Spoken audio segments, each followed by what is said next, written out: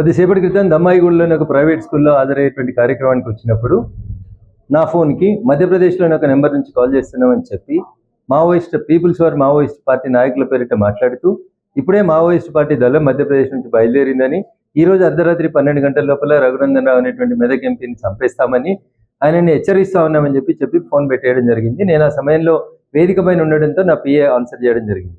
కొద్దిసేపటి క్రితం ఇప్పుడు మీ అందరితో మాట్లాడుతున్నప్పుడు మళ్ళీ అదే నెంబర్ నుంచి రెండోసారి కాల్ రావడం జరిగింది. ఈ రోజు అర్ధరాత్రి 12 గంటలకే డెడ్ లైన్ అని చెప్తూ జాగ్రత్తగా ఉండమను, మేము వస్తా ఉన్నాం, బయలుదేరినామని చెప్పి మళ్ళీ అదే నెంబర్ నుంచి సెకండ్ టైం రిపీటెడ్ కాల్ రావడం జరిగింది. సో వీటిని బట్టి ఏమర్థమవుతా ఉందంటే ఆపరేషన్ కగారు పేరిట జరుగుతున్నటువంటి ఈ కొట్లాట లోపల మావోయిస్ట్ పార్టీ ఏదో ఒక రకమైనటువంటి సెన్సేషన్ కోసం ఏమైనా చేయాలనుకుంటుందా తెలియదు.